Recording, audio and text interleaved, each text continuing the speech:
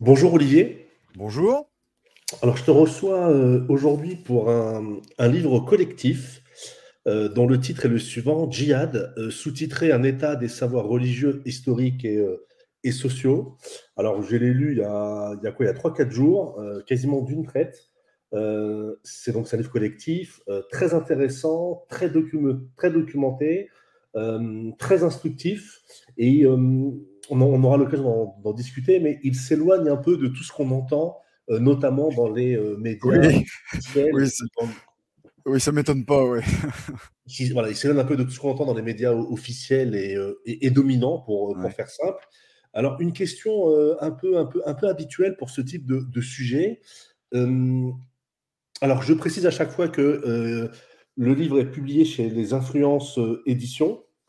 Donc, tu as été le directeur de ce collectif. Et Ouais. donc, pour ce type d'ouvrage, une question introductive classique, hein, comme j'allais le dire, la définition du djihad comme guerre sainte est-elle une vision récente, postérieure au Coran, ou au contraire, elle est issue de la doctrine, entre guillemets, coranique? Oui, bah, en fait, là, tu poses la question centrale, et c'était pour répondre à cette question centrale qu'on avait, avec plusieurs, chercheurs, décidé de faire d'abord un colloque et suite au colloque de, présenter les actes de ce colloque, que tu as, entre les mains. Et pour reprendre cette question de fond qui agite évidemment tout le monde depuis 15 ans, 20 ans, on a voulu se détacher voilà, des discours qu'on entend, non pas qu'ils soient tous faux, mais c'était pas ça qui nous intéressait. Et donc, chaque spécialiste est revenu en fonction de ses compétences sur un élément de ce mot, de ce concept de djihad. Les uns, donc, un spécialiste de lexicographie arabe a retravaillé sur l'ensemble des dictionnaires de langue arabe au Moyen Âge. Un autre a travaillé sur la vision théologique du Coran. Un autre a travaillé sur les déterminants sociologiques qui sont liés au concept de djihad. Et moi, j'ai plus particulièrement travaillé sur une source particulière qui est la biographie du prophète. Et donc, à chaque fois, notre objectif, ça a été, en se détachant de ce qu'on on croit connaître du djihad aujourd'hui, ça a été de s'interroger sur qu'est-ce que c'est que le djihad dans les textes qu'on est en train de travailler et qu'on a sous nos yeux et qui sont enracinés dans un contexte. Et donc, forcément, le premier texte qu'il faut interroger, c'est le Coran. C'est le Coran. Et en fait, c'est assez étonnant parce que quand on cherche le mot djihad dans le Coran, eh ben, on est très déçu parce que d'une certaine manière, on ne le trouve pas. Alors, vous savez, tu sais peut-être, et les auditeurs le savent peut-être, que la langue arabe fonctionne par des racines basées sur des consonnes, souvent 3 consonnes par racine. Et en fonction de ces racines, après, on met les voyelles pour indiquer un verbe, un nom commun, etc., etc. Or, nous, évidemment, ce qu'on cherchait, c'est le nom commun, le djihad. Alors, en arabe, la traduction littérale, c'est un effort, une endurance, un engagement. Évidemment, nous, aujourd'hui, pour nous, le djihad égale engagement et effort dans le domaine militaire pour conquérir, pour éventuellement convertir de force, etc. C'est ça que ça veut dire pour nous aujourd'hui, en utilisant tous les moyens, et notamment la terreur. Or, la surprise est grande quand on travaille sur la racine djahada, hein, la racine du mot djihad, et qu'on la cherche dans le Coran. Cette racine, elle existe, elle apparaît dans 35 versets, donc elle apparaît à 35 fois dans le Coran, donc c'est pas du tout une racine qui est absente, mais la plupart du temps, à peu près dans 27 cas sur 35, le mot se présente sous la forme d'un verbe, jahada. C'est-à-dire que ça n'est pas le djihad, mais c'est euh, faire effort ou s'endurer ou s'engager à. Et lorsque le mot est exprimé sous forme de verbe, ça n'est pas donc un concept, ça n'est pas la notion de djihad, c'est une manière que doit mener le fidèle à s'engager totalement, à persévérer dans la voie religieuse. Il n'a donc pas, sous forme de verbe, une implication militaire ou violente. Alors, on trouve quand même à 4 reprises un participe actif, Moudjahid, Moudjahid qui signifie celui qui fait le djihad ou celui qui fait cet effort. Mais en réalité, dans ce participe actif Moudjahid, il n'y a pas de connotation militaire immédiate quand on regarde le Coran. Évidemment, aujourd'hui, le mot Moudjahid, ça désigne ce que nous, on appelle les djihadistes. Mais ce n'est Ou pas les le cas dans le Coran. Moudjahidines aussi en Algérie. Moudjahidine, exactement. Mais dans le Coran, ça n'a pas de valeur militaire. Alors, on a, sur les 35 références à la racine jahada dans le Coran, on a 4 occurrences, 4, c'est pas beaucoup, au nom d'action qu'on appelle le djihad, effectivement. Alors, sur ces 4 noms d'action, en général, on traduit par combat sacré ou guerre sainte. Dans le livre, on ne peut pas traduire comme ça, hein, pas du tout. Ces 4 utilisations du nom commun, le djihad, on a une seule occurrence où il est explicitement dans un verset à caractère militaire. Hein, il faut notamment, il faut faire, efforcez-vous en Dieu, c'est le droit de son effort, il vous a choisi, il n'a placé aucune gêne en la religion de votre père Abraham. Et donc, le contexte indique quelque chose de militaire, mais même sur cette phrase-là, donc on est dans la sourate 22, il y a quelque chose d'étonnant, parce que lorsque Dieu dit « Wajahidu wa fi Allahi haqqa jihadihi », ça signifie « efforcez-vous en Dieu, luttez pour Dieu », donc dans un contexte militaire. Et la suite, c'est le droit de son effort. Alors, c'est le droit de son effort, ça ne veut pas dire grand-chose quand on le traduit de manière littérale, d'autant que on ne sait pas à quoi fait référence le possessif son. Est-ce que c'est l'effort de Dieu? Est-ce que c'est l'effort du prophète? En fait, on ne sait pas. Et donc, en fait, le Coran est tissé de subtilités, d'ellipses, et on ne sait jamais trop à qui ou à quoi fait référence les choses. Donc, finalement, même dans un verset qui paraît à peu près militant ou militaire, on a quand même toujours des doutes. Par exemple, à un moment, il y a une référence à Jahadu bihi. Faites le djihad ou efforcez-vous avec lui. Alors, et avec lui, on ne voit pas à quoi ça fait référence. Parce qu'on ne sait pas, est-ce que c'est à Dieu Et donc, or, deux versets auparavant, le texte parle du Coran lui-même. Et donc, si on traduit avec lui, ça voudrait dire avec le Coran. Efforcez-vous avec le Coran. Ça veut dire que dans ce contexte-là, le djihad, en fait, c'est un djihad avec le Coran. En fait, c'est la prédication, c'est pas de la guerre. Alors, je ne dis absolument pas que dans le Coran, il n'y ait pas de dynamique violente. Hein. Le Coran accepte la violence, le Coran accepte la guerre. Mais le Coran accepte la guerre avec d'autres termes que le mot djihad. En fait, si vous voulez justifier le djihad par le Coran, vous aurez du mal. En revanche, vous pouvez justifier la guerre, qu'on appelle le harb, ou aussi le combat, el qital. Le mot harb et le mot qital, on les voit, je crois, chacun plus de 80 fois dans le Coran. Donc le Coran ne nie absolument pas la dynamique guerrière qu'il faut éventuellement assumer contre les ennemis de Dieu, mais il n'assume pas cette dynamique-là à travers le mot djihad. Ça veut dire quoi?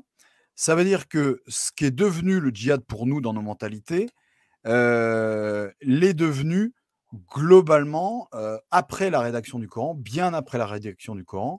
Et les premiers textes qui évoquent effectivement la notion de djihad comme combat militaire au profit de Dieu qui peut éventuellement vous assurer le paradis, là on est sur des sources qui datent, enfin historiquement, hein, du 7e et du 8e siècle. Donc c'est beaucoup plus tardif, c'est quasiment un siècle après le Coran. Et d'ailleurs, le Coran ne mentionne absolument pas les 72 vierges. Hein, les fameux vierges que le combattant du djihad méritera au paradis. eh bien, elles n'apparaissent pour la première fois que dans un texte du 9e siècle. Donc, vous voyez tout ça pour dire que notre travail n'avait absolument pas pour but de minimiser les choses, de minimiser le fait que, effectivement, le Coran accepte une dynamique militaire à la vie humaine, mais c'était de dire, en tout cas, la question du djihad ne peut absolument pas être résolue uniquement avec le Coran. Oui, mais alors, si certains. Alors, cette question n'était pas prévue, mais elle me vient suite à ton propos. Alors, certains pourraient te dire que la notion de djihad, donc de guerre ou de guerre sainte, même si elle n'est pas stricto sensu dans le Coran, certains te diront bah, ce n'est pas tellement le sujet, parce que Oui. sur tous les versets du Coran, il y en a quand même plusieurs qui appellent à la guerre. Et toi-même, tu viens de dire dans ta réponse qu'il y a une certaine, pas justification, mais en tout cas, il n'y a pas une récusation de la Oui. violence militaire Ah dans le oui, Coran. oui, tout à fait, ouais, tout à fait. On a des versets, tout à fait, entre guillemets «agressifs», hein. Par exemple, dans la sourate 2, «Qatilu fi sabili Allahi». On a, la sourate 5 et la sourate 9 sont particulièrement réputées pour, leur vision, guerrière et voire agressive, vis-à-vis notamment des juifs et des chrétiens. Donc tout ça est absolument pas à minimiser. Mais, ce que l'on trouve en étudiant le texte, c'est que cette vision militante de la religion ne passe pas prioritairement dans le Coran à travers le mot djihad. Donc voilà, c'est juste une manière pour nous de montrer que les concepts que l'on plaque sur le Coran, en fait, la plupart du temps, sont des concepts postérieurs. Ce qui ne veut pas Mhm. dire qu'il n'y ait pas d'acceptation de la guerre. Alors, sur cette question de l'acceptation de la guerre, là aussi, quand on lit le Coran, on est bien, enfin, on est confronté, comme tout le monde, hein, comme tout lecteur du Coran, à une difficulté, c'est que le classement des sourates du Coran n'est pas un classement chronologique. C'est-à-dire que globalement, le Coran, c'est de la sourate la plus longue à la sourate la plus courte. C'est-à-dire que quand on lit la Bible, de la Genèse à l'Apocalypse, on peut suivre une chronologie. Et d'ailleurs, on voit très bien dans la Bible à quel point la question de la violence armée, a pu évoluer. Et on le voit parce que de la première à la dernière page, on voit une évolution parce que c'est aussi une évolution chronologique. Or, si vous lisez le Coran du début jusqu'à la fin, il n'y a pas de chronologie. Alors, évidemment, les savants musulmans, et puis même les historiens dès le 19e siècle, ont essayé de reconstituer une chronologie. Hein. Quelle est la première sourate, quelle est la dernière, quelle a été la première qui aurait été révélée, etc. Or, les travaux des historiens et même des savants musulmans sur la mise en place d'une chronologie sont assez intéressants parce que finalement, l'une des dernières sourates coraniques serait la sourate 9 et aussi sans doute aussi la sourate 5, alors que les premières sourates qui sont les plus pacifistes sont chronologiquement les premières. Alors, donc ça pose un problème. C'est que quand on lit le Coran tel quel, tout est mélangé chronologiquement, donc on ne parvient pas à dire est-ce que les sourates guerrières l'emportent sur les sourates plus pacifiques, parce qu'elles sont tellement mélangées que c'est quasiment impossible à faire.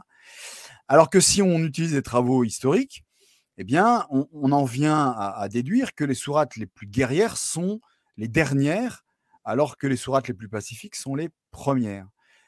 Ça implique une conclusion, c'est que lorsque le prophète Mohammed, alors je l'appelle le prophète par commodité de langage, le prophète Mohammed aurait donc reçu ou écrit, ça dépend si on considère qu'il les a, qu'elles lui ont été révélées ou qu'il les a écrites lui-même, il a reçu ou écrit d'abord des sourates plutôt pacifiques, et à la fin de sa vie, il a composé des sourates militaires.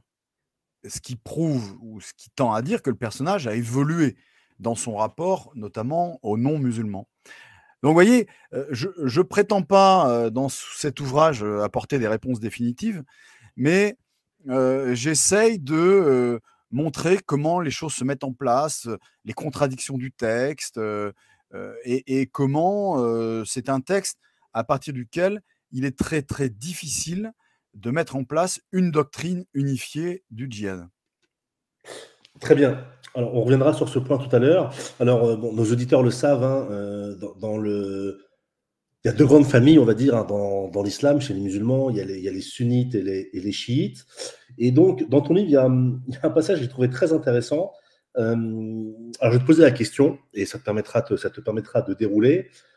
Que ça soit dans le chiisme ou le sunnisme, est-ce que le djihad peut-il être considéré comme un sixième pilier de l'islam? Ah, oui, c'est une excellente question. Ouais. Alors,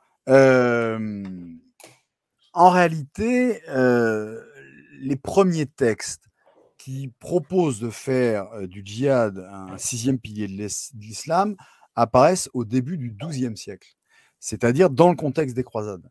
Les croisades ont tellement, et la prise de Jérusalem, ont tellement marqué les souverains musulmans que des lettrés, des savants musulmans ont écrit toute une série de textes pour relancer la doctrine du djihad. On a globalement deux périodes de mise en forme de la doctrine du djihad. La première période, c'est les années 750-850, période durant laquelle des juristes travaillant dans l'entourage califal ont développé, écrit les premiers grands traités de djihad, dans lequel ils disent ce que c'est que le djihad, comment il faut le faire, sous quelles raisons, quels sont les bénéfices du djihad, etc. Donc 750-850. Et on a eu une deuxième période de redynamisation de la pensée musulmane autour du djihad, qui est globalement autour du XIIe siècle. Or, ça n'est que dans cette deuxième période que le djihad fait figure de sixième pilier de l'islam. Donc c'est quand même assez tardif. Alors, en revanche, la première doctrine musulmane du djihad, donc les années 750-850, c'est quelque chose de tout à fait important, c'est absolument pas à négliger. On reprend certains passages coraniques justifiant le djihad, et surtout pour mettre en forme la doctrine, c'est pas tellement le Coran qu'on va utiliser, parce que justement, il y a trop de, pas de contradictions, mais il y a trop de nuances de langage. C'est pas assez clair, en fait, dans le Coran. Donc, on va utiliser ce qu'on appelle des hadiths. Les hadiths, ce sont les paroles du prophète. Dieu a parlé à travers le Coran et le prophète a parlé à travers les hadiths. Et ce sont ces hadiths qui vont être prioritairement utilisés pour justifier et expliquer ce que c'est que le djihad. Alors, là encore, ça crée un problème, c'est que la doctrine de guerre s'appuie non pas prioritairement sur le livre sacré, mais sur la parole du prophète. Or, en théorie, c'est le livre sacré qui devrait l'emporter sur tout le reste. Et bien là, ce n'est pas le cas. C'est les hadiths, qu'on appelle aussi parfois d'un terme plus global la sunna. C'est la sunna qui a fini par l'emporter sur le Coran sur la question du djihad. Alors, à partir de là, quelle est la grande différence entre les sunnites et les chiites sur le djihad? La grande différence, elle est prioritairement politique. C'est-à-dire que ce sont globalement les sunnites qui ont toujours obtenu le califat, c'est-à-dire l'autorité souveraine dans l'islam, même si on a eu un califat chiite qu'on appelle les Fatimides. Donc, il a été très clair dès le 8e siècle que c'est le calife qui a la main sur le djihad, qui a la main sur la déclaration de djihad, qui a la main sur l'envoi des troupes, etc.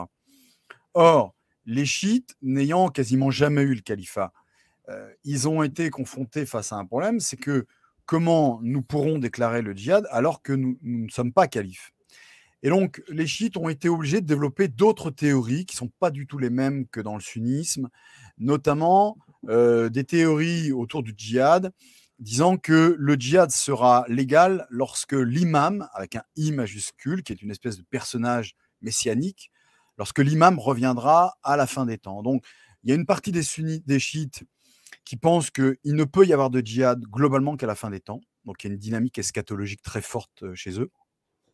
Et certains groupes chiites, qui n'existent quasiment plus aujourd'hui, notamment ceux qu'on appelle les Ismaéliens, qui ont donné les Hashishin, les fameux assassins, certains groupes chiites, qu'on peut appeler sectaires, eux ont validé l'idée que effectivement le djihad était autorisé avant la fin des temps, notamment contre les califes sunnites.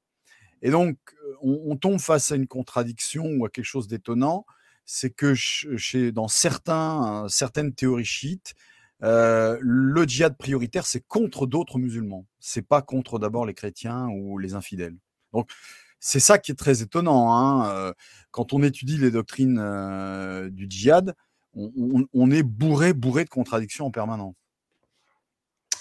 Très bien. Alors là, je vais lire un passage du livre qui est tout au début. Et je te pose une question suite à ce passage. Alors, c'est dans la partie premier axe, guerre défensive et guerre offensive, entre analyse historique et positionnement idéologique. Donc, je lis en page 30. À l'époque contemporaine, les acteurs du champ religieux islamique ont redéfini la catégorie Dar al-Sul, pardon pour mon arabe qui n'est pas excellent, Voilà. de la terminologie classique par l'emploi du terme Dar al-Had, Ouais. la demeure du pacte, Ouais. pour indiquer notamment aux musulmans résidant à l'extérieur des pays d'islam que, par leur qualité de résidents ou des citoyens de ces pays, ils sont liés par un pacte les obligeant à en respecter les lois. Oui. Et la personne précise, j'emploie l'expression pays d'islam pour désigner les pays dont la population est majoritairement de confession musulmane. Oui. Donc en fait, lorsque je lis ces 6 lignes, c'est cette ligne même, lorsque je lis cette ligne, est-ce qu'on peut considérer, d'un point de vue, on va dire, plus politique et social, que les musulmans qui vivent dans des pays non musulmans représentent une 5e colonne? Ah oui. Alors, bon, c'est pas du tout ce que dit l'auteur et c'est pas non plus ce que disent les juristes en question. D'abord, l'auteur qui a écrit ça a lu les juristes contemporains, notamment de Médine, hein, qui ont longtemps été les juristes les plus réputés, en tout cas au XXe siècle. Donc, ce qu'il reprend ici, c'est un point de vue, entre guillemets, canonique, juridique, sur les différents statuts des différentes terres, des différents individus qui peuplent la Terre. Je refais très rapidement un historique. Globalement, au 7e siècle, les juristes considèrent qu'il y a deux terres. Il y a le Dar el-Islam, le monde de l'islam, qui est validé par Dieu, où la loi est légitime. Et il y a le Dar el-Harb, c'est-à-dire le monde de la guerre, c'est-à-dire le monde qui n'est pas musulman. Et évidemment, le monde de l'islam doit pénétrer à travers le djihad contre le monde de la guerre et le convertir. En réalité, ce côté binaire, dès le 9e siècle, a été atténué. Pourquoi ? Parce que les juristes avaient bien compris que d'abord, dans certains pays chrétiens ou juifs ou zoroastriens, il y avait des musulmans qui vivaient, donc on ne pouvait pas simplement se contenter de dire on va leur faire la guerre et puis ça leur fera les pieds. Et puis les califes signent des accords de paix avec Byzance, avec la Perse, et donc le fait qu'on accepte de vivre avec, sur le plan géopolitique, avec un univers avec lequel on est censé être en guerre, fait que le côté binaire n'est pas possible. Et donc les juristes, au Moyen-Âge, ont adopté non plus ce côté manichéen, mais ils ont ajouté un 3e univers, Dar el-Sul. Il y a un monde de la négociation. Il y a un monde avec lequel il faut négocier. Donc le côté binaire était terminé dès le 9e siècle. Et au 19e et au 20e siècle, avec notamment les migrations vers l'Europe, les mêmes juristes, notamment à Médine, à El-Azhar, en Égypte, qui pensaient la question de la guerre, en fait, eux aussi ont adapté les schémas. Ils ont dit, mais en fait, le schéma binaire a été dépassé, le schéma ternaire, monde de la guerre, monde de l'islam, monde de la négociation, lui aussi est devenu un peu caduque parce que les pays chrétiens sont pas seulement des pays avec lesquels il faut négocier, mais c'est des pays dans lesquels les musulmans vivent.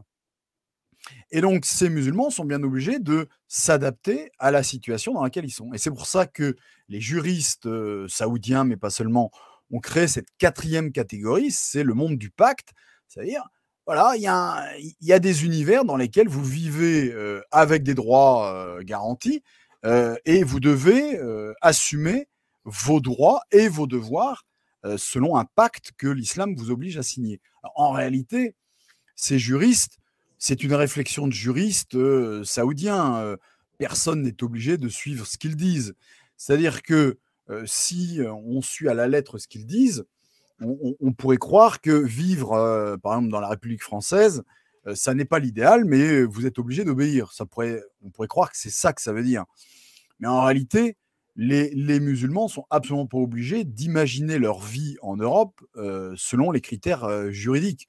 Ce ne sont que des réflexions juridiques purement théoriques qui n'ont pas force de loi. Hein. Même le côté binaire Dar el-Islam, Dar el-Harb n'est absolument pas une obligation de l'islam. Hein. Et d'ailleurs, il y a un passage coranique qui est très clair, qui justement oppose chrétiens et musulmans, et qui à un moment finit par dire « Istabiqu el-khayrati », c'est-à-dire surpassez-vous dans le bien. Ça veut dire quoi? Ça veut dire que en cas d'opposition chrétien et musulman, votre rôle, c'est de vous surpasser sur le plan éthique. Ça n'est pas de vous taper dessus. Évidemment, le problème, c'est que ce genre de versets coraniques ont été jugés moins importants que d'autres au cours de l'histoire, plus militants. C'est-à-dire qu'on peut utiliser le Coran pour justifier la paix ou pour justifier la guerre. Hein. Ça, c'est, entre guillemets, c'est open bar. Hein. Vous faites ce que vous voulez, finalement. Donc, vous voyez, bon, l'expression de cinquième colonne, j'ai bien compris que c'était une provocation. Mais même le droit qui est proposé par l'Arabie Saoudite, qui n'est pas le plus souple qui soit en plus, exige l'obéissance dans les pays non musulmans. Donc, il n'y a pas du tout d'histoire de cinquième colonne. Alors après, Daesh, évidemment, Daesh, lui, ni cette quatrième étape, ni aussi même la troisième, le monde de la négociation. Et Daesh était revenu à un schéma binaire, monde de la guerre, monde de l'islam. Mais ça, c'était la position de Daesh, quoi. Ok, très bien. Autre question. Alors pareil, je vais lire un passage et après j'aurai une question à te poser où tu apporteras ton commentaire. Donc là, c'est toujours dans le premier axe, perspective empirique, ce que nous apprennent les études scientifiques.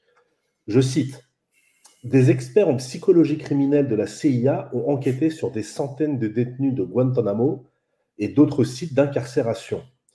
Ils ont observé que seuls 20% d'entre eux avaient reçu une éducation musulmane traditionnelle. Comme le rapporte Karen Armstrong, spécialiste des religions, certains détenus avaient acheté le livre « L'islam pour les nuls » sur Amazon. Oui. Les experts de la CIA en ont conclu qu'on ne saurait relier les actes de ces terroristes à une adhésion à la foi musulmane. Le problème, d'après eux, était au contraire une ignorance de l'islam. Ah oui, oui. Alors, oui, pardon, excuse-moi. Non, je t'en prie. Alors, je vais te poser ma question, puis n'oublie pas ce que tu as à me dire. Moi, ma question est la suivante. Quand je lis ce commentaire, déjà, je trouve ça très intéressant de savoir que sur le panel enquêté, il n'y a que 20% qui ont reçu une éducation musulmane traditionnelle. Après, il aurait fallu définir ce qu'on entend par une éducation musulmane traditionnelle. Mais moi, ma question est la suivante. Si le phénomène terroriste se retrouve plus souvent dans l'islam qu'ailleurs, et s'il n'y a que 20% qui, à la base, ont une éducation traditionnelle musulmane, est-ce qu'il faut en conclure que les prédicateurs musulmans arrivent à très bien convertir leurs ouailles? Ça, c'était ma première question par rapport à ce passage. Tu veux dire quoi? Que les prédicateurs... En fait, pour pratiquer après, moi, pour pratiquer un islam, entre guillemets, de guerre, il faut avoir reçu une certaine formation intellectuelle, coranique, etc. Or, quand on fait des statistiques... c'est pas le cas. Voilà, quand on fait des statistiques, on s'aperçoit que ce n'est pas le cas. Donc, en fait, pour que toutes ces personnes qui se retrouvent à Guantanamo ou autres passent à l'action, est-ce que c'est le fait de prédicateurs oui. Oui. Alors, oui. Alors, c'est des questions qui sont très compliquées parce que voilà, il y a beaucoup de travaux sur les questions de passage à l'acte, de culture religieuse de ceux qui passent à l'acte. Disons que Ce qui est frappant, là, tu cites des études quantitatives américaines. Hein. Les Américains aiment beaucoup les études quantitatives. Ils prennent 1000, 2000 personnes d'univers religieux et culturels différents. Ils leur posent des questions. Et en fonction des réponses, ils parviennent à voir quel est le rapport à la violence dans les différents univers culturels. Ce qui est frappant, je vais prendre le cas de quelqu'un que j'ai connu, mais dont vous pouvez trouver les interventions facilement dans les médias, c'est Mourad Benchelali.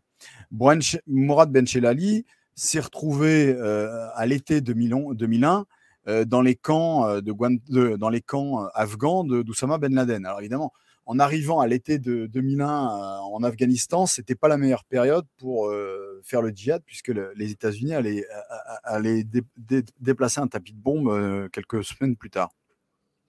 Mourad Benchelali, lui, montre que dans sa famille française, seul son frère avait une culture religieuse. Lui n'en avait quasiment aucune. Bon, il devait savoir faire la prière à tout casser.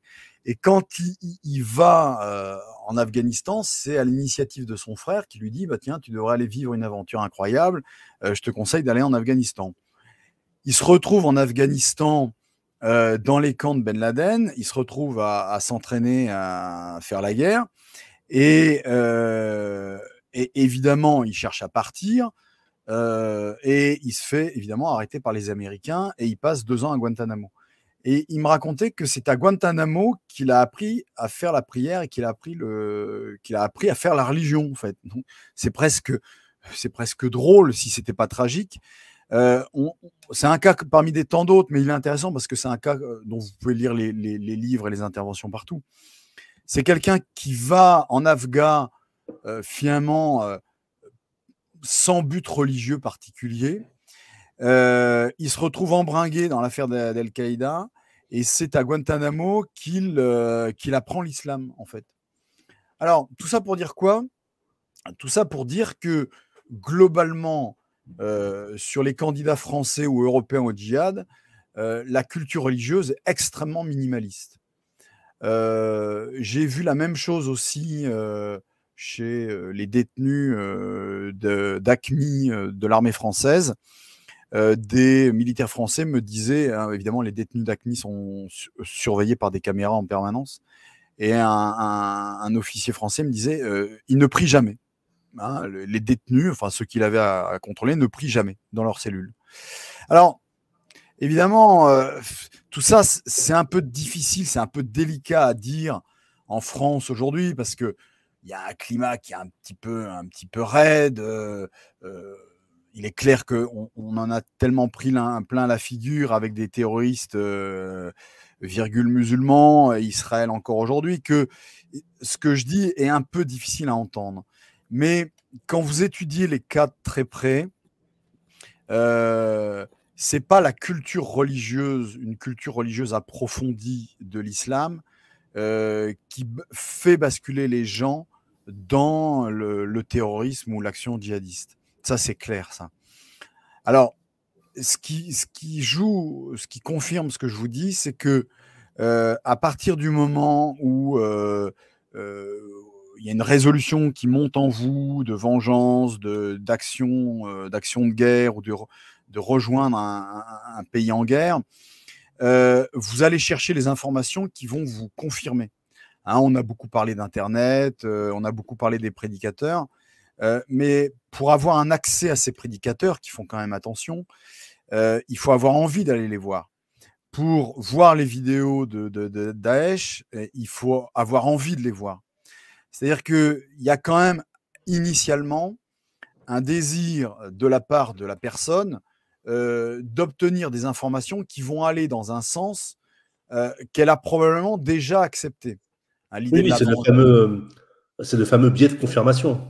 Il y a quand même ça. Alors, évidemment, dans l'histoire de l'islam, comme il n'y a pas d'autorité doctrinale comme dans le christianisme, vous trouvez tout et son contraire. C'est-à-dire que je peux aller chercher des morceaux de Coran, je peux aller chercher des morceaux de hadith. Il y a un imam saoudien qui va dire ceci, un imam marocain va dire autre chose. Donc, finalement, vous trouvez assez vite exactement ce que vous voulez. Alors, pourquoi j'essaie de faire attention en disant tout ça?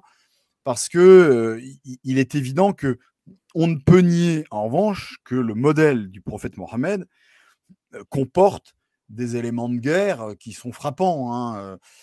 Par exemple, Mohammed à Médine est quelqu'un qui n'hésite pas à utiliser le sabre.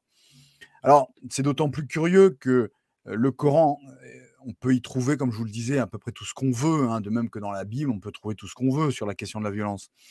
Mais dans l'histoire du prophète Mohammed, ceux qui ont écrit son histoire, et son histoire a été écrite à peu près vers 800, hein, donc on est quand même un siècle et demi après sa mort, ceux qui ont écrit son histoire ont voulu composer une histoire qui était guerrière. Alors, pas uniquement, mais il est clair que à partir de 622, l'action du prophète est une action essentiellement guerrière. Entre 622 et 632, Oui. c'est un guerrier, quoi.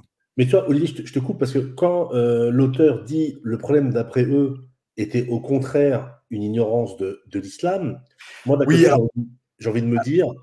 non, en fait, ce que je veux dire, oui, Mais en la fait, ce qu'il citation veut dit. dire, oui, je vais répondre plus directement.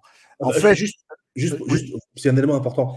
L'auteur dit les experts de la CIA ont conclu qu'on ne saurait qu'on ne saurait relier les actes de ces terroristes à une adhésion à la foi musulmane. Petit commentaire de ma part, effectivement, si les types se forment avec l'islam pour les nuls, c'est pas très sérieux. Mais l'auteur dit le problème d'après eux était au contraire une ignorance de oui. l'islam. Alors, Mais en est-ce que fait, c'est pas un peu facile quand on sait alors, que dans le Coran, il y a quand même des versets qui appellent à la guerre et ouais, toi-même, tu as dit que le Coran ne refusait pas, bien évidemment, ouais, la violence guerrière. Donc ouais. dire qu'il n'y a rien du tout, enfin, Disons que, ouais.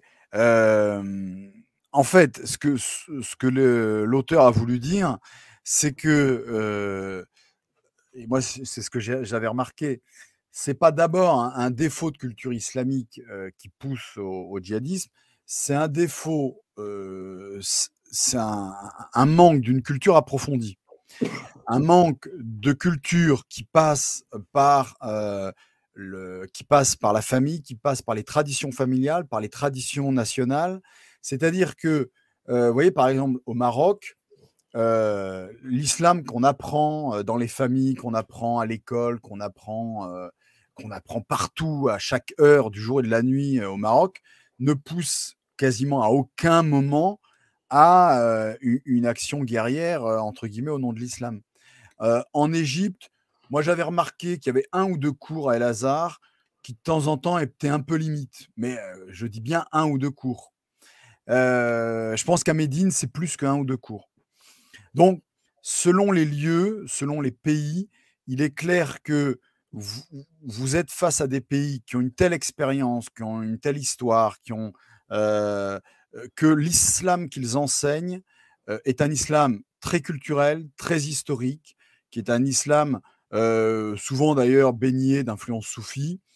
Donc, il n'y a pas de menace dans les islams qui sont enseignés dans la plupart des pays que j'ai mentionnés.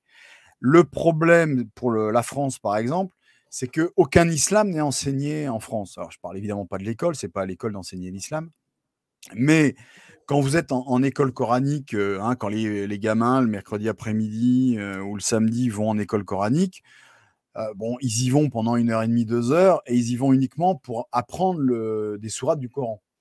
On leur apprend pas les questions juridiques, évidemment, on leur apprend pas les questions d'histoire, on leur apprend pas beaucoup. Moi, j'avais remarqué ça, à réfléchir sur le texte. Hein, on est là pour l'apprendre.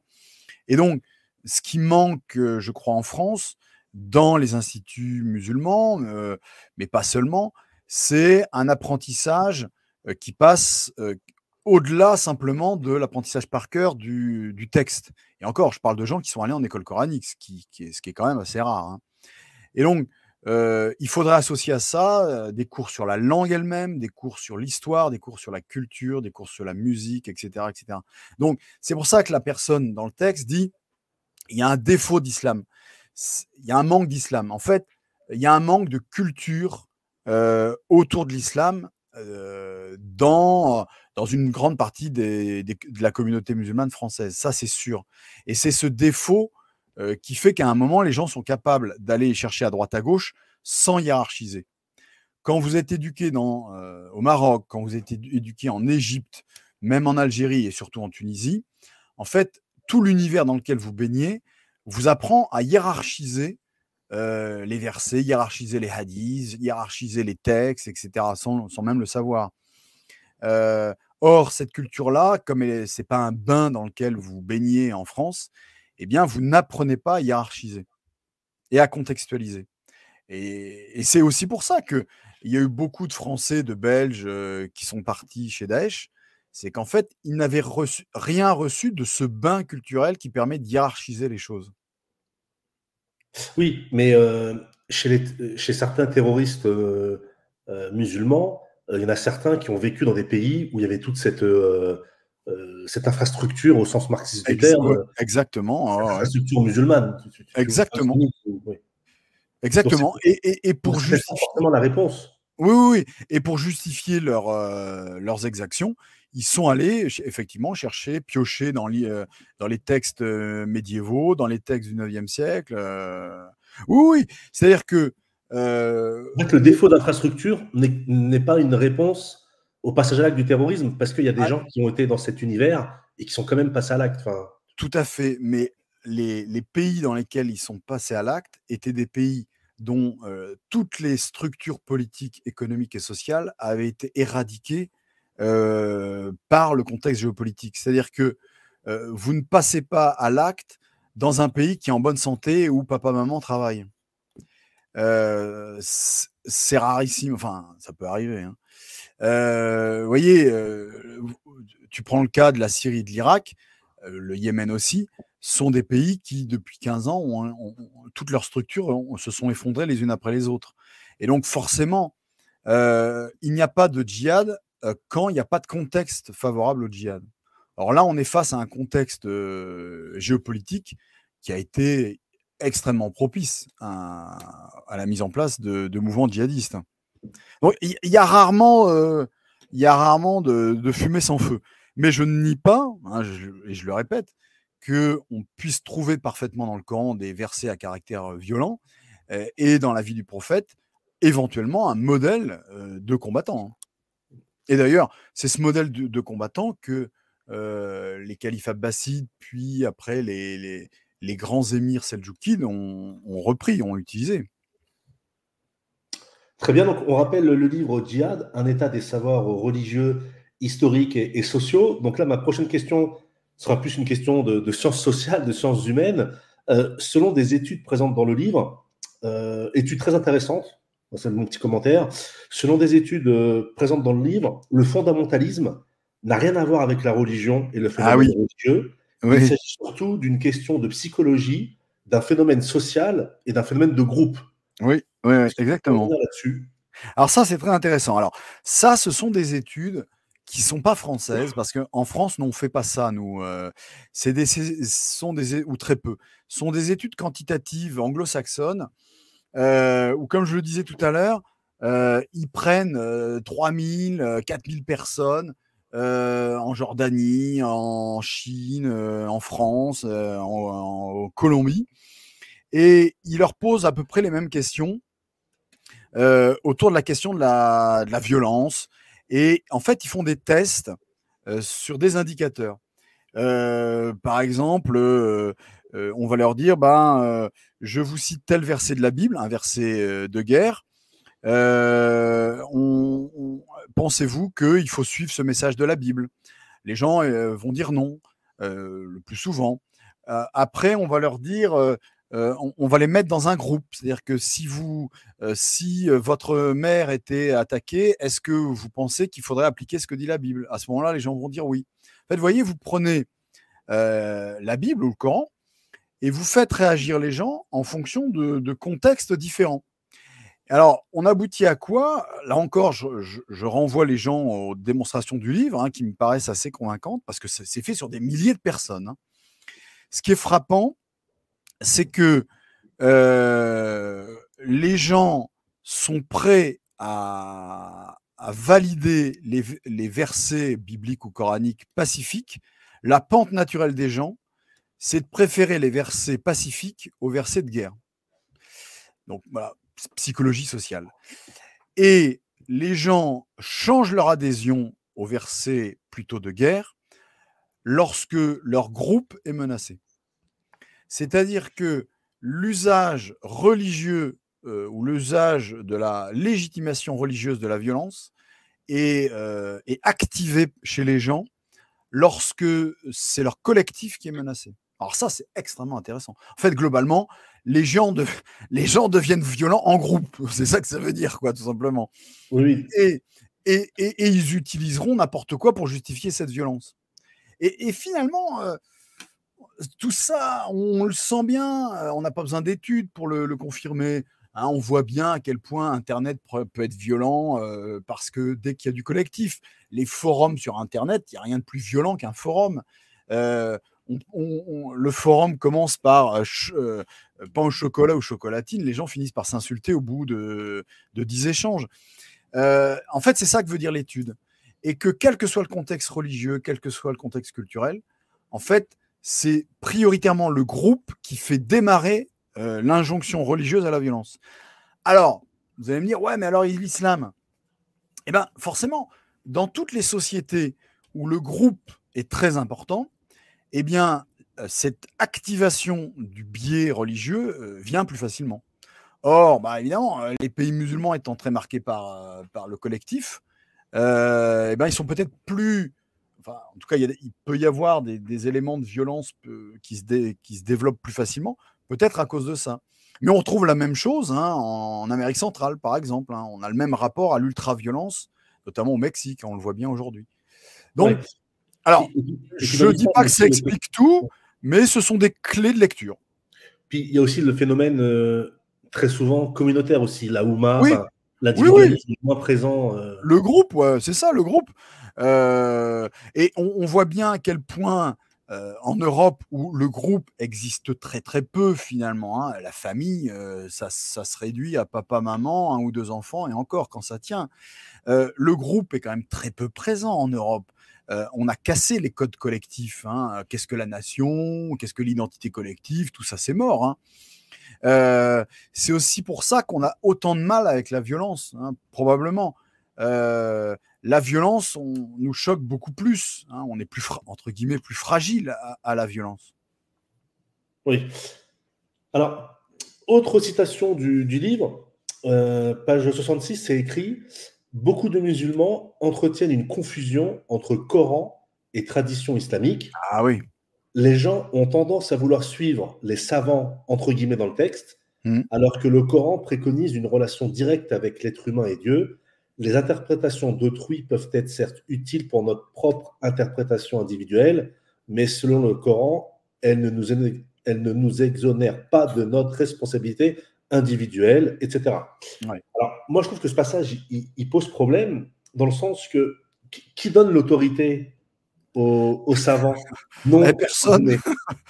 Et personne, enfin, personne, si. On est un savant, un muallim, un ouléma, lorsque on a fait des études, par exemple, alors il y a des lieux d'études qui sont reconnus, Fès au Maroc, El Azhar en Égypte, Médine en Arabie Saoudite, mais pas forcément uniquement ça. Donc, ce sont les études qui vous donnent la science. Et après, la science, elle est reconnue ou elle n'est pas reconnue. Et c'est tout le problème d'un grand nombre d'oulémas, dont la science, en dehors de leur diplôme, ne dépend que du nombre de likes, que du nombre de personnes présentes à la mosquée, que du nombre de personnes qui les suivent sur les réseaux ou ailleurs, savants qui n'ont d'autorité que parce qu'ils ont du succès, entre guillemets. Alors, avant les systèmes séculiers, parce que tous les pays musulmans ont été sécularisés, ça c'est évident. Avant les systèmes séculiers, globalement avant les années 1930-1960, ce qui faisait l'autorité des oulémas, c'était l'État. C'est-à-dire que le sultan, le calife, le roi vous donnait confirmation de votre charge d'ouléma, vous donnait une autorité pour prêcher dans telle mosquée. Alors c'est encore un peu le cas, notamment au Maroc. Les oulémas marocains sont tous validés par la monarchie. Donc là, les choses sont très, très contrôlées. Mais à partir du moment où, avec le système séculier, ces oulémas n'ont plus été contrôlés par le pouvoir ou qu'ils ont été instrumentalisés par le pouvoir politique, eh ben, ils ne sont reconnus que parce que ils ont une masse de gens derrière eux. Et c'est là où il n'y a plus de hiérarchie entre l'ouléma avec lequel on peut travailler et les autres, quoi. Et c'est pour ça que Daesh a fait naître ses propres oulémas. Oui, mais tu vois, par exemple, le problème, c'est que le fidèle musulman on part du principe que les gens sont de bonne volonté et Oui. honnêtes, mais le fidèle musulman qui lit le Coran et qui doit créer une relation intime et personnelle avec Dieu sans intermédiaire, contrairement à d'autres religions, comment peut-il être sûr que ce qu'il comprend et ce qu'il transmet, par exemple, à ses enfants ou à sa famille, pour rester dans un cadre très, très simple, on ne parle pas Ouais. de savants, comment peut-il être sûr que ce qu'il dit, c'est conforme à la Alors, tradition coranique ou à la Alors, doctrine oui, bien sûr. Alors là, il y a plusieurs cas de figure. En général, dans les familles, on transmet la religion qu'on a apprise des parents. Bon, donc en fait, de transmission en transmission, globalement, si mes grands-parents étaient marocains et que moi je suis français depuis qu'ils sont arrivés en France, donc je suis de la deuxième ou troisième génération, eh ben forcément, bon an, mal an, je vais transmettre à mes enfants, donc la quatrième génération, l'islam que j'ai appris de mes parents, de mes grands-parents, qui globalement est l'islam marocain ou algérien. Euh, dans d'autres cas, je serais allé en école coranique. Et en école coranique en France, c'est globalement un islam qui est marqué par le malikisme du Maghreb. Donc c'est l'islam tunisien, algérien, etc. Donc globalement en France, ce que vous apprenez de l'islam dans une famille qui a un tout petit peu de piété, hein, pas forcément beaucoup, c'est globalement un islam maghrébin mélangé, atténué, mixé avec des traditions françaises. Alors, après, donc vous ne pouvez pas vérifier si votre islam de quatrième génération est le bon. Vous faites confiance à ce qui vous a été transmis. Alors après, certains veulent aller vérifier, veulent se former plus.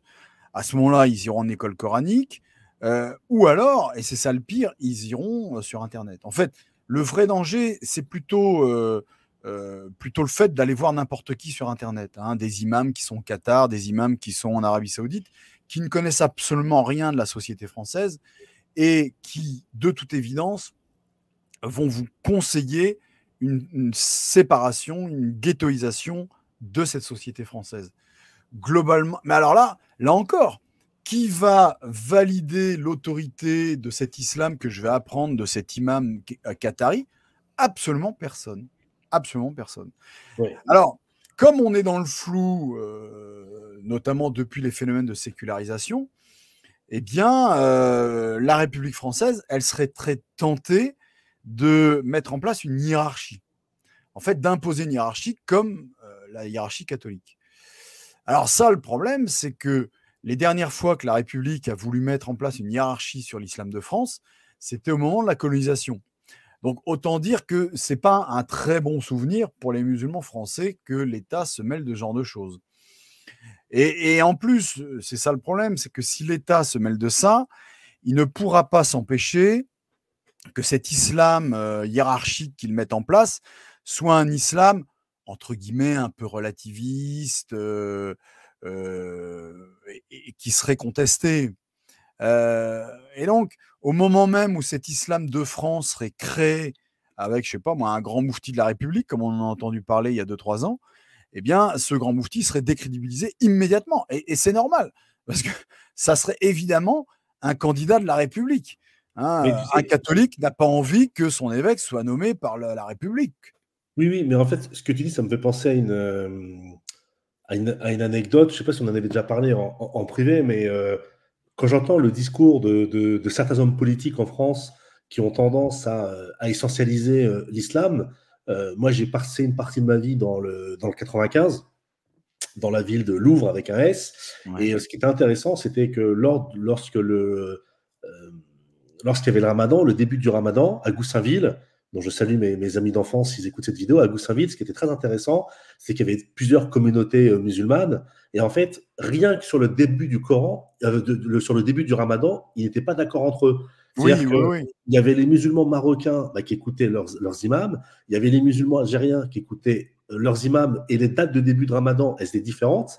Et il y Eh avait oui. également les musulmans turcs qui, eux, écoutaient leur chef religieux. Et Ouais, donc, ouais, en ouais. fait, quand on dit en France un islam, en fait, non, Bah dans oui. la réalité, c'est beaucoup plus compliqué que ça, parce que lorsque certains parlent de guerre civile ou autre, moi, je suis sûr d'une chose, c'est que Mohamed, il écoutera jamais l'imam Mamadou, et Mamadou n'écoutera jamais l'imam Mohamed, pour faire très simple, parce qu'ils sont très aussi communautaires dans leur vision de voir les choses. Alors, si en plus c'est un imam qui est censé tous les représenter, qui est nommé par le Oui, pouvoir laïque, c'est ça impossible. marche pas.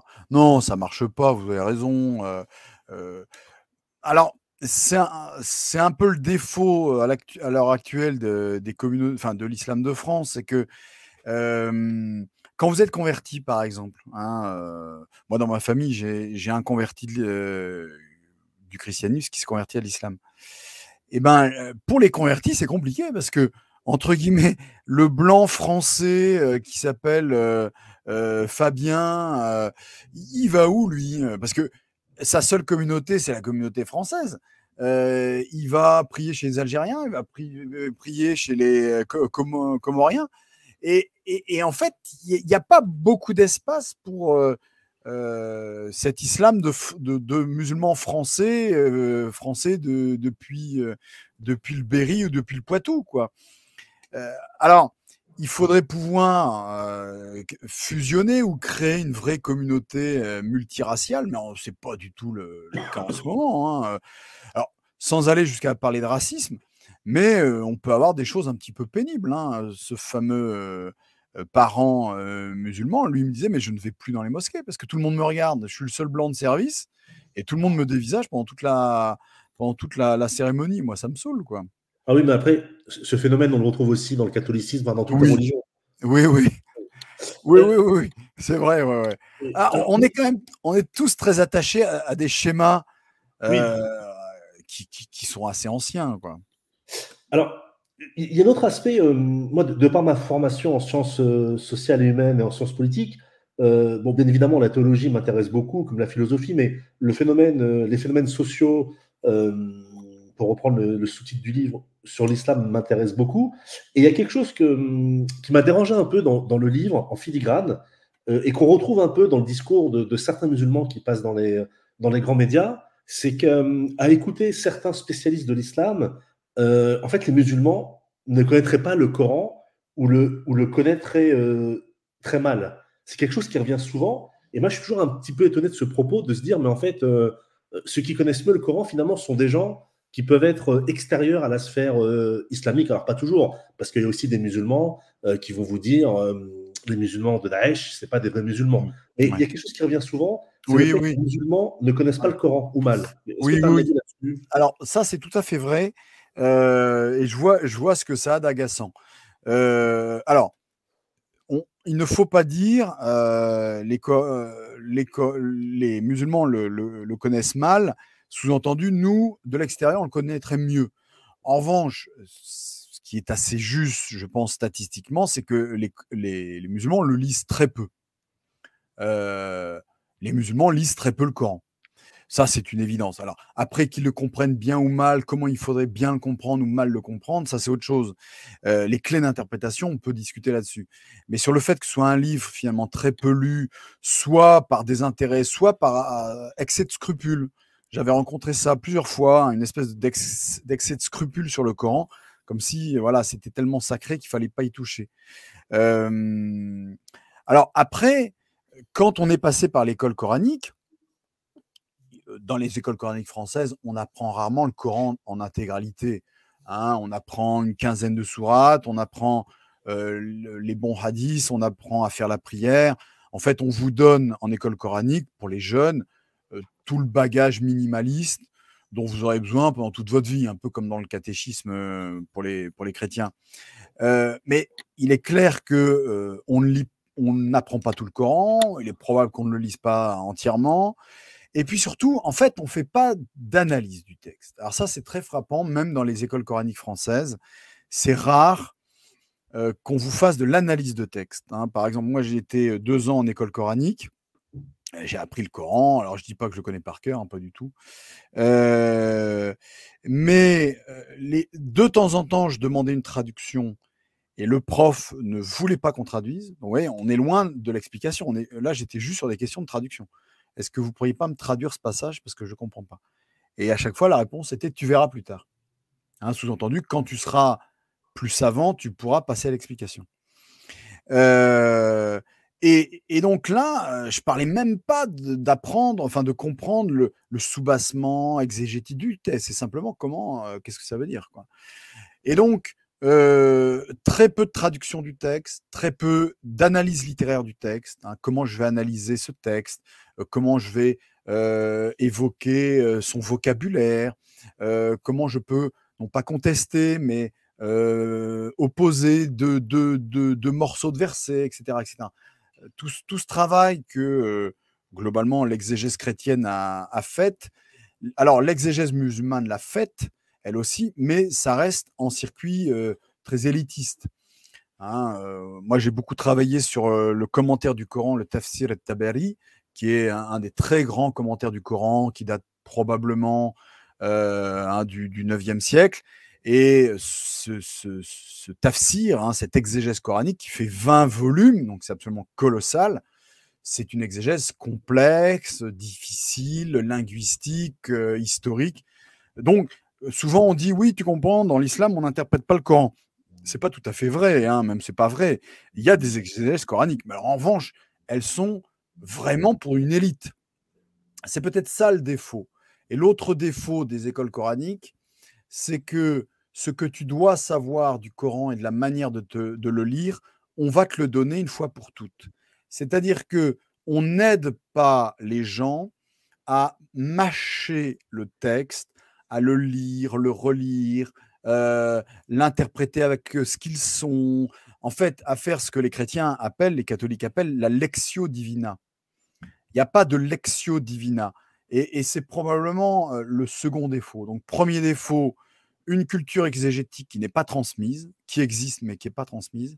Et le deuxième défaut, c'est une rumination spirituelle et amoureuse qui est limitée, elle aussi, à des cercles très étroits. Bah, très bien.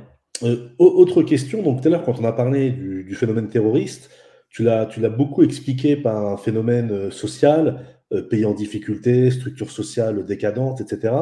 Et en fait, le phénomène terroriste, à ma connaissance, il se retrouve plus dans le monde sunnite que dans le monde chiite. Euh, Est-ce que tu as une autre explication que le phénomène social ou Ouais, ouais, ouais. culturel pour expliquer Alors, cette différence? alors, je vais souligner la question du djihad plutôt que le terrorisme, même si les deux peuvent se joindre.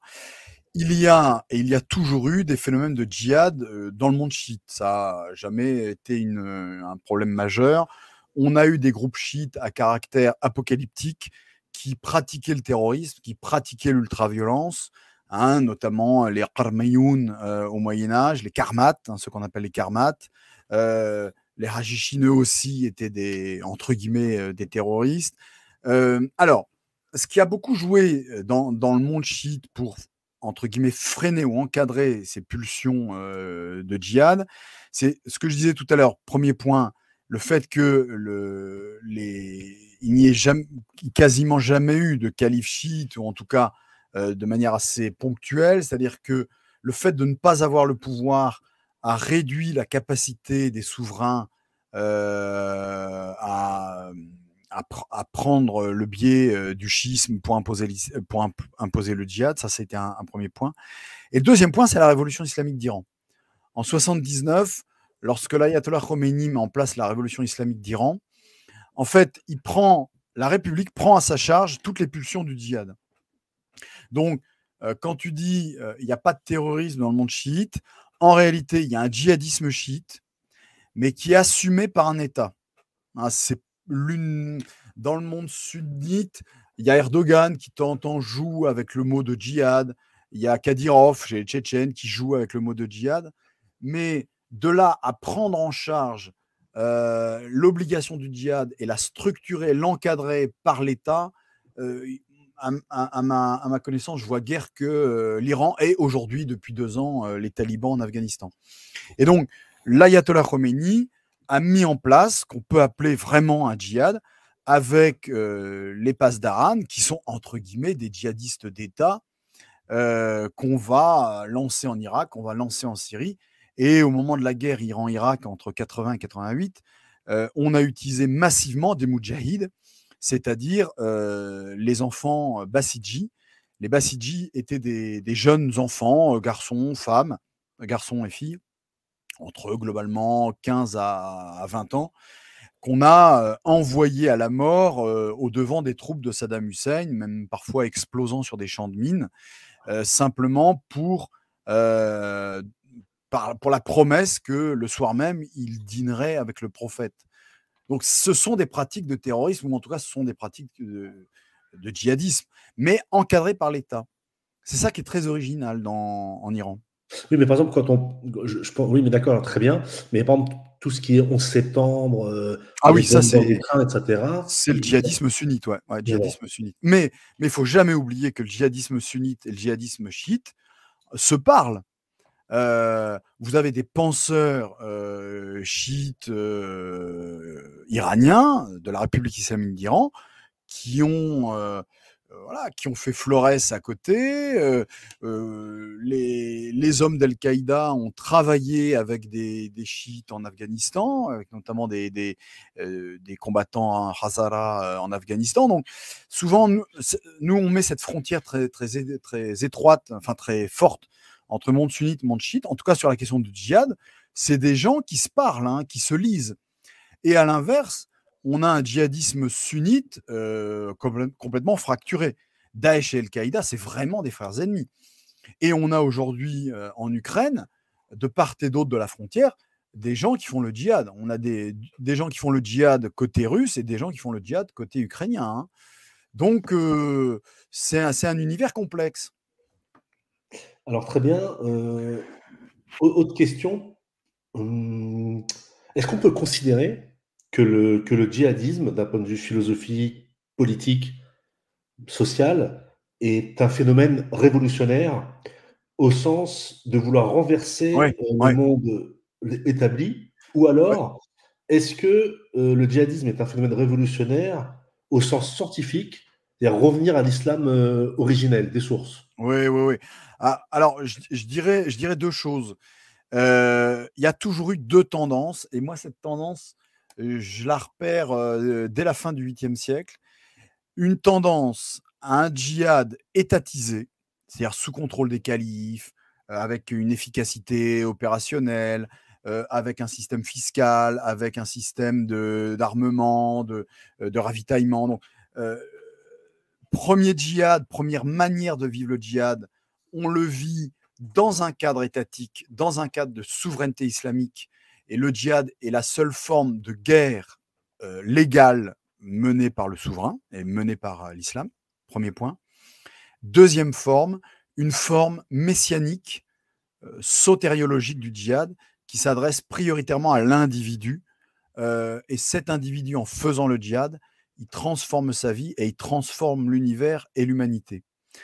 Dans le premier, alors ces deux tendances ont existé quasiment dès le 8e siècle et on les voit encore aujourd'hui. Al-Qaïda, ça serait plutôt la première tendance et Daesh plutôt la deuxième tendance. C'est-à-dire que dans un premier cas, le djihad sert une lutte politique, très clairement.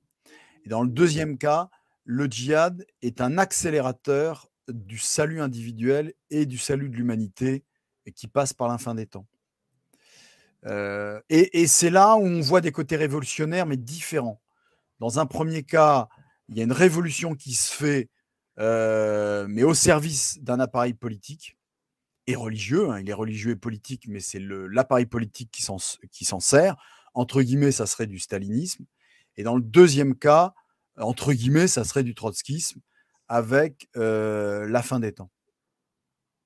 Alors, Bon, je bah écoute, compare ce qui est difficile à comparer, mais voilà, j'essaie de. ok. Et ma dernière question, est-ce que est-ce qu'au cours de tes travaux, tu as déjà vu des intellectuels qui comparaient le djihad, donc la guerre sainte encadrée, etc., avec le phénomène de ce que nous, on a appelé par la suite, ce que les historiens ont nommé les croisades? Oui, alors, les travaux comparatistes ont déjà eu lieu, hein, alors il faut toujours les confirmer et les travailler. Alors, la difficulté, c'est de comparer ce qu'on peut comparer. Alors, c'est des univers très différents. Il est clair que dans les récompenses de la croisade, il y a le salut individuel. Or, dans le djihad aussi, c'est-à-dire que dans les 2 cas, il y a une autorité religieuse ou politique, qui promet les récompenses du paradis. Toutefois, dans la croisade, la papauté demande à ce qu'on ne fasse pas ça pour, l'argent ou pour un bénéfice. Alors que dans le djihad, la question du butin est tout à fait légitime, ce qui est pas le cas dans la croisade. L'autre aspect, c'est, la datation. Les croisades se mettent en place au XIe siècle. En réalité, il y a des textes qui donnent déjà un prolongement, une anticipation de la croisade dès le Xe siècle. Donc globalement, ce qui deviendra l'esprit de la croisade apparaît au Xe siècle, alors que ce qui va devenir l'esprit du djihad apparaît dès le 7e siècle dans l'islam. C'est-à-dire que il y a presque 1000 ans entre la naissance du christianisme et la naissance de la croisade, et il y a que quelques années entre la naissance de l'islam et la naissance de ce qui deviendra le djihad. Donc le rapport n'est pas tout à fait le même. Le rapport chronologique temporel n'est pas le même. Ok, eh bien, écoute, merci pour cet entretien Merci à passionnant. Donc, toi. moi, je t'en prie, Djihad, un état des savoirs religieux, historiques et sociaux, pardon, les influences éditions. Olivier, merci beaucoup, puis peut-être à Un une grand prochaine merci. fois. Merci, à bientôt. Au revoir.